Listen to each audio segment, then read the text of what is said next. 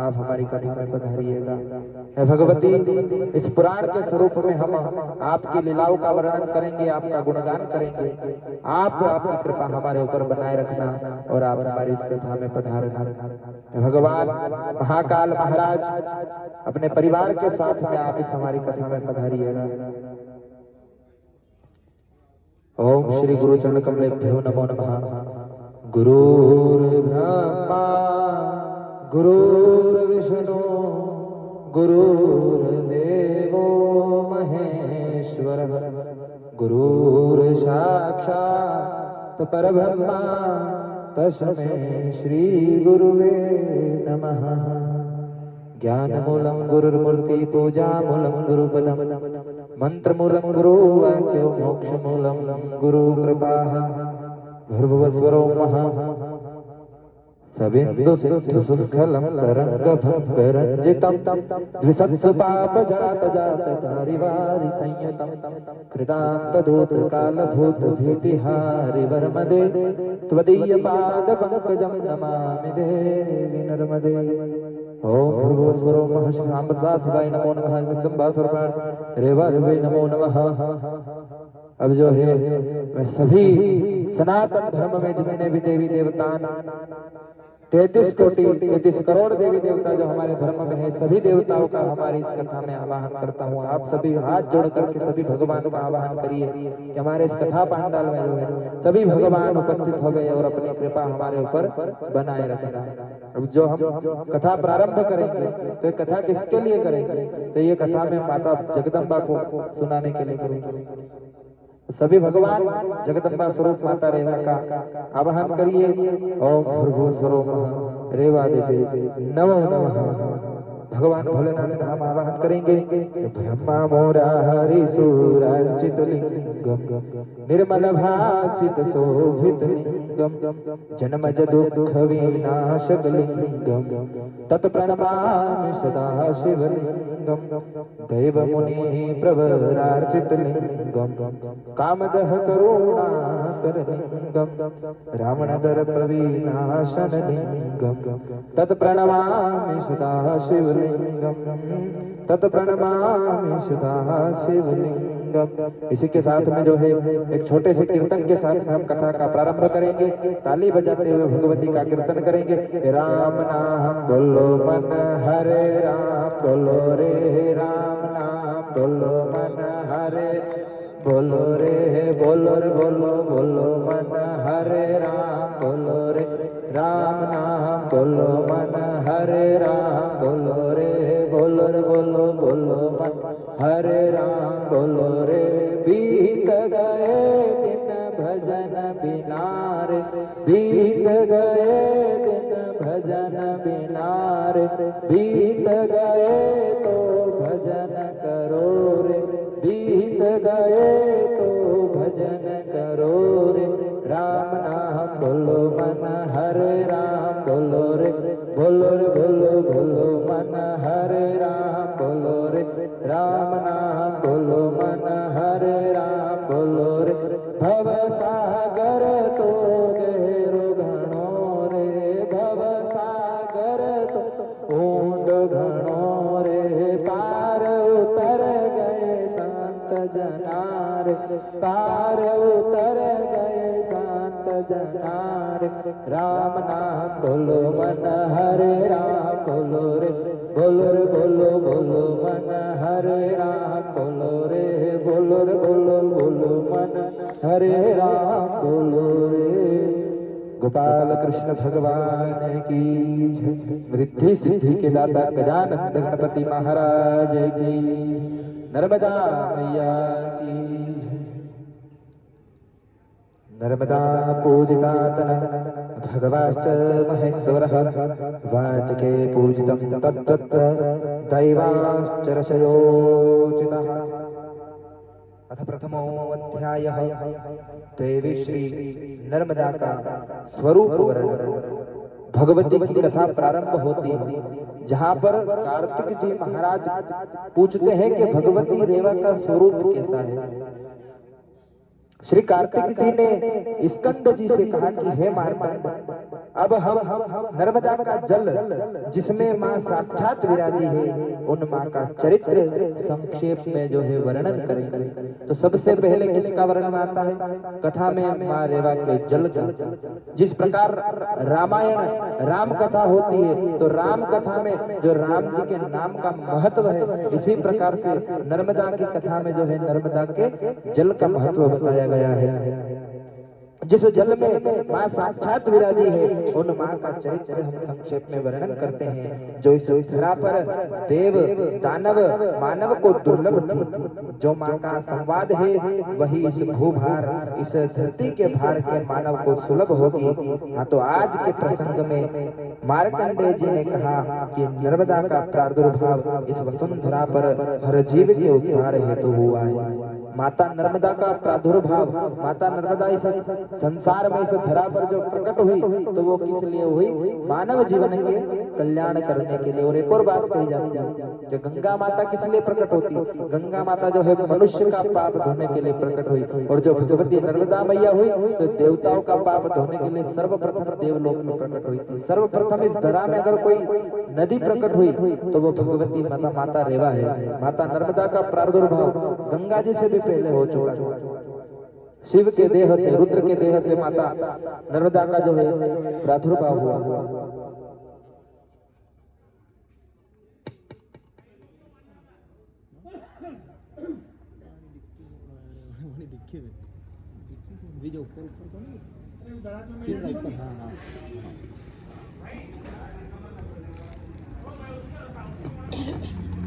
तो आज के प्रसंग में मार्कंडेय जी ने कहा कि नर्मदा का प्रादुर्भाव इस वसुंधरा पर कैसे होता है, क्यों होता है? तो जीवों के उद्धार के लिए होता है।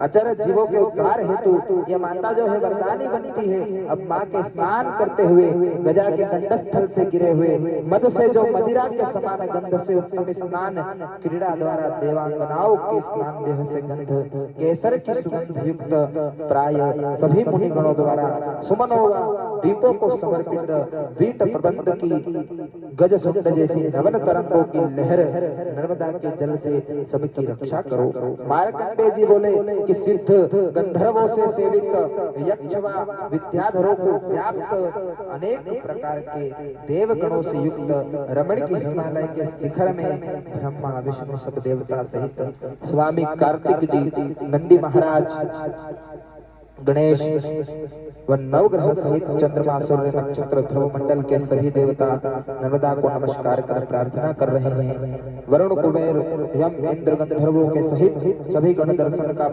करके भगवती को प्रणाम करते हैं। भय साथ में ब्रह्मा आदि मातृगण और तपोमूर्ति ऋषि मुनि चंद्र का भृंग आदि भी वहां पहुंचते हैं। दानव असुर दैत्य पिशाच भूत राक्षस ये सब लोग करोड़ों सूर्य के प्रकाश तेज को देख मां को प्रणाम करने लगते हैं। नर्मदा तट पर लगे कमल फूल वृक्ष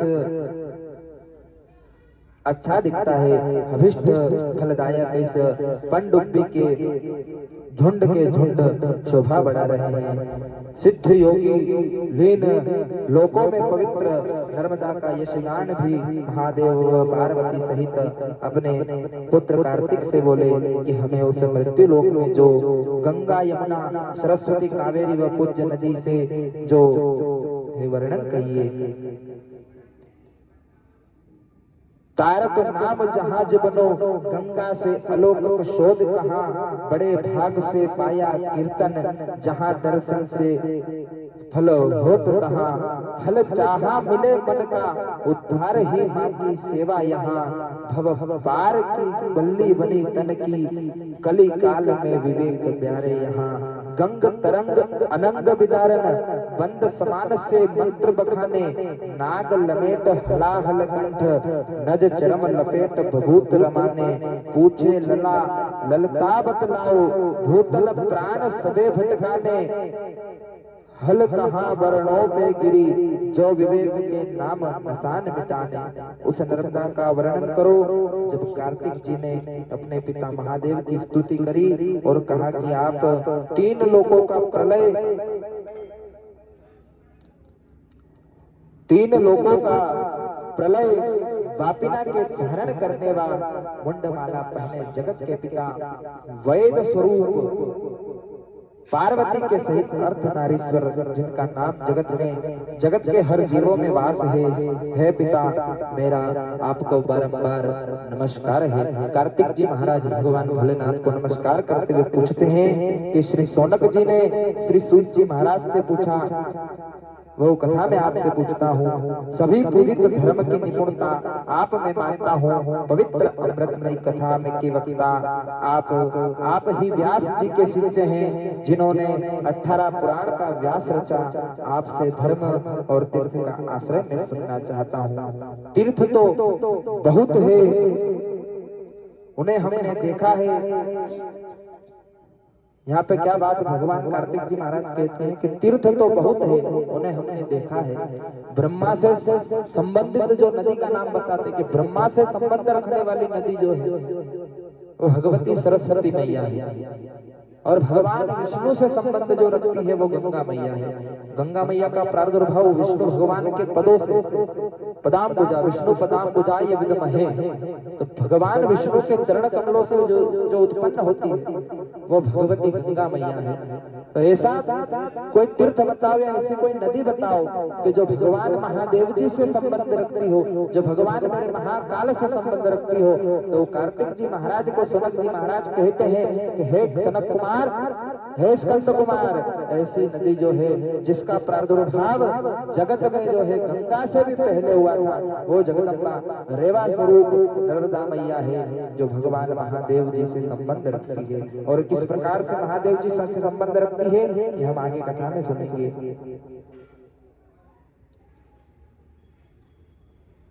सरस्वती तथा आदि नदियों का वर्णन करते हैं, गंगा आदि का वर्णन करते हैं, इसलिए यहाँ पर प्राय देव परिणित बंध से अभिनंदित तीर्थ समुदाय से परिष्कृत आप उससे कहे। नर्मदा किस देश में आश्रित है, श्री भगवान शंकर से कैसे उत्पन्न हुई, उनके पास जो तीर्थ है उनका विस्तार से वर्णन करिए। सूत जी बोले, हे कुलपति, अति सुंदर प्रश्न आपने किया। जब शौनक जी ने नर्मदा चरित्र जो पवित्र कलि कुलश नाशक कहे वह सुने जाते हैं, जो व्यास के 18 पुराण के अंतर्गत आते हैं, जो व्यास द्वारा 18 पुराण 18 उप पुराण वेद उपवेद आयुर्वेद धनुर्वेद गंधर्व अर्थशास्त्र वेदांग शिक्षा कल्प निरुक्त व्याकरण छंद ज्योतिष आदि विभाग जिन्होंने किया 18 पुराण वक्ता श्री व्यास जी महाराज है। यथा कर्म 18 पुराण का वर्णन किया, उसके बाद सूत जी महाराज 18 उप पुराण का वर्णन करते हैं। यथा कर्म 18 पुराणों का वर्णन करता हूँ, जिनके वर्णन से धर्म वायु की वृद्धि होती है। ऋग्वेद स्मृति धर्मशास्त्र ब्राह्मणों के नेत्र है, इनमें से एक से हीन काणा, दो से हीन अंधा हो जाता है। वेद धर्मशास्त्र और विद्वानों के 3 नेत्र है, जो इन 3 नेत्रों से निहारता है निसंदेह वह महेश्वर को पाता है, निसंदेह वह बाबा महाकाल को पाता है। ईश्वर ने आत्मज्ञान रूप वेद विद्या और सूत शौनक संवाद प्रधान पुराण तथा धर्म शास्त्र रूप विद्या स्वयं रची। समस्त शास्त्रों के अर्थ निश्चय में वही 3 विद्याएं हैं। अब यहाँ पे भगवान कहते हैं कि जो 3 नेत्रों से भगवान को निहारता है, तो 3 नेत्र कौन कौन से बताए? वेद पुराण और शास्त्र। इन 3 नेत्रों से जो भगवान को निहारता है वो अवश्य ही परमेश्वर को पाता है। कहने का मतलब कि जो शास्त्र में विधान बताया गया है उस विधान से जो पूजन करता है। आजकल बहुत सारी ऊट पटांग पूजन चली गई, मनोकामना पूर्ति होती, कई भी कलना एक पर्टिकुलर, बाकी जो शास्त्रों से संबंधित पूजन करता है, जो वेदों को लेकर के चलता है, जो पुराणों को लेकर के चलता है, वह अवश्य ही परमेश्वर को पाता है। और जो इनका अपमान करता है वो भगवान भोलेनाथ का अपमान करता है, चराचर जगत का वह अपमान करता है। यथा कर्म 18 पुराणों का वह वर्णन करते हैं। यहाँ ब्रह्मा जी का आदेश है यहाँ जिसने पुराण को नहीं जाना उसने कुछ नहीं जाना। भला बताइए वह कौन सा धर्म है, कैसा ज्ञान है अथवा अन्य भी यहाँ क्या है जो पुराणों में नहीं मिलता। हमें देखा जाता है पुराण में वेद प्रथम ही स्थित है। पुराण का आधार लेकर ही पुराण, वेदों का आधार लेकर ही पुराण जो है रचे गए हैं, इसमें संदेह नहीं है। अल्पशास्त्र श्रवण किए हुए मनुष्य से वेद अल्पज्ञ मेरा विनाश कर देगा, मुझे पर प्रहार करेगा, ऐसा जानकर भयभीत होता है। इतिहास पुराणों से पहले यही निश्चय किया गया है। वेदों का आत्मा पुराण, शिक्षा कल्प आदि उसके 6 अंग है, 18 पुराण है, 6 शास्त्र बताए गए हैं। पश्चात ब्रह्मा के मुख से वेद निकले। हे मुनीश्वर, इस कल्प में पुराण एक ही था। देवश्रेष्ठ ब्रह्मा ने धर्म अर्थ काम के साधन पुण्य प्रद 100 करोड़ विस्तार से विस्तृत इस पुराण का चिंतन कर उसे मुनियों से कहा। उनसे पुराणों एवं सर्व शास्त्रों का प्रचार हुआ। इस समय के प्रभाव से पुराण के प्रचार को मंद देखकर भगवान स्वयं व्यास मुनि का रूप लेकर पुराण का विस्तार तथा प्रचार करने लगे। पुनः युग युग में उसे संकुचित कर लेते। सदा वह व्यास 8 लाख वर्षों से परिमित प्रति द्वापर से इस लोक में 18 भेद से उसे विभक्त कर कहते हैं। आज भी 100 करोड़ श्लोकों से विस्तृत वह पुराण देवलोक में है, पर यहाँ पर वह पुराण विद्या 4 लाख में ही सन्निविष्ट की गई है। इस समय वह पुराण विद्या 18 पुराण के रूप में कथित है। ऋषि श्रेष्ठ शौनक में उनका लक्षण तथा नाम से उन्हें बताता हूँ, आप सुनिए। सर्ग अर्थात कारण सृष्टि, प्रति सर्ग अर्थात कार्य सृष्टि का विस्तार, नव और पुनः सृष्टि, सृष्टि के पूर्व की वंशावली, राजाओं को वंश परंपरा का वर्णन, मनवंतर अर्थात किस किस मनु की स्थिति किस किस समय तक थी तथा उस समय की मुख्य घटनाएं और वंशानुचरित्र, सूर्य चंद्र वंश में उत्पन्न योग्य राजाओं के चरित्र का वर्णन, वही पुराण के 5 विषय है। अतः पुराण इन्हीं 5 लक्षणों के संबंध है। अब पुराणों के नामों को सुनिए, उनके परिचय को सुनिए। एक ब्रह्म पुराण जो संहितामय है, नाना पुण्य कथाओं से युक्त 10,000 श्लोकों से विभक्त है। दूसरा 55,000 श्लोकों से युक्त पद्म पुराण। तीसरा 23,000 श्लोकों वाला विष्णु पुराण। देवता से कहा गया वायु पुराण है, और शिव भक्ति के योग से इसका दूसरा नाम शिव पुराण भी कहा गया है। हे शौनक, वह 24,000 श्लोकों में निबद्ध है। 4 पर्व में विभक्त 14,500 श्लोकों वाला भविष्य पुराण। छठा 9,000 मंत्रों से युक्त मार्कंडेय पुराण। 7वां 16,000 श्लोकों में अग्नि पुराण। 8वां 25,000 श्लोकों में नारद पुराण। 9वां 2 भागों से युक्त श्रीमद् भागवत पुराण 18,000 श्लोकों से वर्णित हुआ। 10वां 10,000 श्लोकों वाला ब्रह्म वैवर्त पुराण कहा गया। 11,000 श्लोकों की संख्या से युक्त लिंग पुराण जानना चाहिए। हे ऋषि श्रेष्ठ, वह 2 भागों में विराजित है। 12वां 24,000 श्लोकों वाला वराह पुराण। 13वां भाग्यवानों में श्रेष्ठ 7 खंडों में विभक्त 81,000 श्लोक संख्या युक्त स्कंद पुराण निरूपित हुआ है। कुल पते 10,000 श्लोकों में वामन पुराण। हे ज्ञानपति, कलयुग में 17,000 श्लोकों वाला 2 भागों से विभूषित कूर्म पुराण प्रसिद्ध है।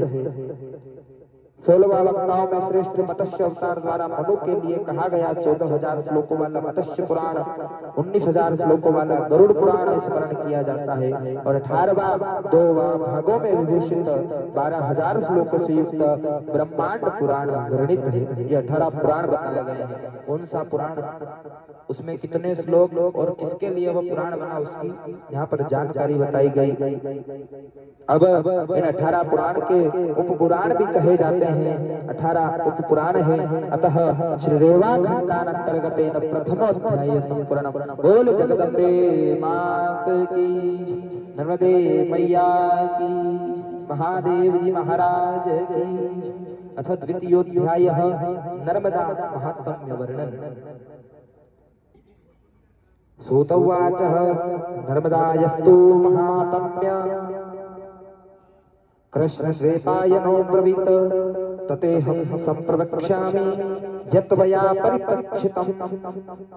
सूत जी बोले, हे महर्षि व्यास, महर्षि व्यास ने नर्मदा का जो महात्म्य वर्णन किया था, और हे शौनक जी, जो तुमने पूछा है वही मैं तुमसे कहूंगा। मुनि श्रेष्ठ, नर्मदा के तीर्थों का विस्तार ब्रह्मा और शिव को छोड़कर कौन वर्णन करने में समर्थ है? यही प्रश्न प्रथम परीक्षित पुत्र राजा जन्मेजय ने व्यास शिष्य वैशंपायन से पूछा था। अब जन्मेजय महाराज का यहाँ पे वर्णन आता है। जन्मेजय महाराज कौन? जन्मेजय महाराज राजा परीक्षित के पुत्र हुए, अभिमन्यु के पौत्र हुए, और पांडवों के जो है प्रपौत्र हुए। 5 पांडव जो हुए थे उनके प्रपौत्र राजा जन्मेजय। इनके पिता श्री जो परीक्षित, जिन्होंने भागवत कथा सूत जी महाराज से सुनी, और उस कथा में 7 दिनों में 7वें दिन तक्षक नाग ने डसा था, ऐसे महान पिता के पुत्र हुए जन्मेजय जी महाराज, जिनका राज्य जो है मालवा क्षेत्र में नागदा में था। अपने पास जो नागदा है वहां पर जन्मेजय जी का राज्य था। उस राज्य में नागों को भस्म करने के लिए नागदा हवन भी उन्होंने किया था। मेरे पिता को जिस नाग ने डसा है, उस नाग की मृत्यु आज से यज्ञ के द्वारा मैं करूंगा। वो नाग तो नहीं भस्म होता है, बाकी दूसरे जो नाग रहते हैं वो उस कुंड में आकर के गिरने लगे। वे देख करके नागों के राजा आस्तिक मुनि के पास जाते हैं। आस्तिक मुनि कौन हुए? नागों के गुरु। आस्तिक मुनि के पास जाकर के नागों के राजा, नाग वंश सभी नाग जो है आस्तिक मुनि से प्रार्थना करने लगे, त्राहि माम करने लगे। हे मुनीश्वर, हमें बचाइए जन्मेजय से। आस्तिक मुनि कहते हैं, आप इस क्षेत्र से कुछ दूरी पर स्थित अवंतिका नगरी में महाकाल वन में जाइए। जो महाकाल वन उज्जैन में स्थित है, वहां पर जाइए और वहां पर तप करिए। उस तप के प्रभाव से आपका ये नागदा हवन से आपकी रक्षा होगी। सभी नाग जो है अवंतिका नगरी में जाकर के सिद्धवट के किनारे बैठ करके तपस्या करने लगे। उस महाकाल के वन में तपस्या करने लगे, और उस हवन से नागों की रक्षा हो गई। उसी दिन से उन नागों ने वहां पर उस जगह पे वरदान दिया कि इस जगह पे बैठ करके जो कोई भी नागों के प्रति अगर कोई पूजन करता है, नागों का कोई दोष होता है, पूजन करता है, नागों की हत्या करके अपराध हो जाता है, पूजन करता है, तो उसकी कुंडली में अगर कोई नाग दोष बनता है तो वो खत्म हो जाता है। नागों के प्रति कोई भी दोष होता है तो वो खत्म हो जाता है। इसीलिए उज्जैन में जो है काल सर्प दोष की पूजा होती है। नाग दोष की, नागों के प्रति कोई भी पूजन होती है तो सिद्धवट घाट होती है, क्योंकि वहां पर नागों ने बैठ करके तपस्या करी थी। भारतवर्ष में 2 जगह पूजन होती है, नासिक में महाराष्ट्र, उज्जैन में सिद्धवट। तो ये जन्मेजय जी महाराज जो थे, जन्मेजय जी महाराज ने व्यास के शिष्य महर्षि व्यास जी के शिष्य वैशंपायन जी से प्रश्न करते हैं कि हे शौनक, रेवा तीर्थ से संबंध रखने वाला पुण्य व्रत आपके लिए वर्णन करता हूँ।